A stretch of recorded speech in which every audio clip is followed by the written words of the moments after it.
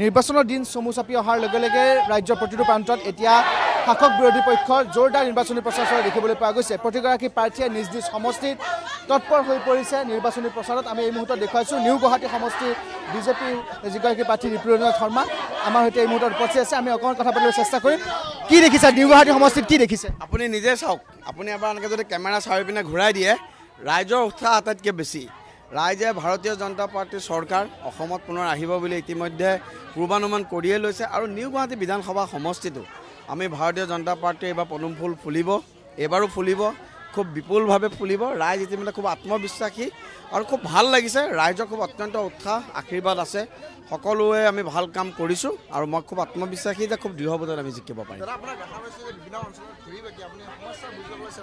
নিশ্চিতভাৱে চাওক, আমি আজিৰ দিনৰ ৰাজনীতিবিদ।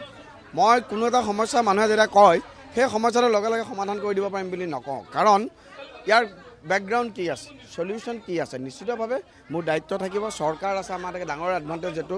গতিকে ইয়াত বিৰোধী দলৰ সেইকাৰণে প্ৰাসংগিকতা বহুত কম থাকে, কাৰণ চৰকাৰ ভাৰতীয় জনতা পাৰ্টীয়ে আহিব, চলিউশ্যন ভাৰতীয় জনতা পাৰ্টীয়ে কৰিব। প্ৰত্যেকটো সমস্যা জানি বুজি লৈ, এতিয়া ধৰক ইয়াত খোৱা পানীৰ এইটো অঞ্চলত আমাৰ এটা অঞ্চলত খোৱা পানীৰ অলপ সমস্যা আছে।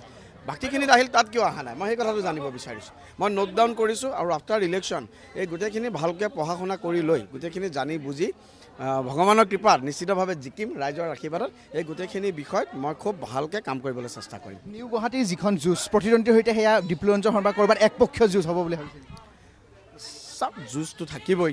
মাননীয় কংগ্ৰেছ দলৰ সন্মানীয় শান্তনু বৰা ডাঙৰীয়াই তেখেতে নিজস্ব হায়েষ্ট তেখেতে ট্ৰাই কৰিব তেখেতে জিকিবৰ কাৰণে। মই মোৰ পিনৰ পৰা হায়েষ্ট ট্ৰাই কৰিম, আপৰ কেণ্ডিডেটগৰাকীয়েও কৰিব। কিন্তু মই এটা কথা যে আমাৰ যি আদৰ্শৰ যুঁজ, এই আদৰ্শৰ যুঁজত কিন্তু ৰাইজৰ আশীৰ্বাদ সদায় পদুম ফুলৰ লগতে থাকিব।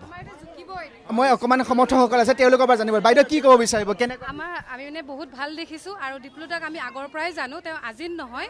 আৰু নিউ গুৱাহাটীত ডিপ্লুদাৰ বাহিৰে কোনেও ভোট নাপায় আমাৰ ইয়াতে। ডিপ্লুদাই পাব, ডিপ্লুদাৰ লগত আমি আছোঁ। আমি এটা বুথ কৰ্মী হয়, প্ৰেচিডেণ্ট হয়, আৰু তেখেতৰ লগত আমি দিনে ৰাতি দেহে কোষে লাগি আছোঁ। আৰু তেওঁকে আনিম। যুৱ প্ৰজন্মৰ কাৰণে আমাক ডিপ্লুদাক দৰকাৰ। নিউ গুৱাহাটী সমষ্টিত কিমানমান ভোটত জিকাব? য'ত কোনো যাব পৰা নাই তেখেতে তাত গৈ দেখাইছে। অকণমান কথা পাতিম। নিউ গুৱাহাটী সমষ্টিত ৰিপুৰঞ্জন শৰ্মা কিমানমান ভোটত ব্যৱধানত জয় কৰিবলৈ আপোনালোকে প্ৰতিজ্ঞা লৈছে? বহুত বহুত বহুত ভোটৰ কাৰণে 90 100% কৈছোঁ মই, 100% জিকিবই।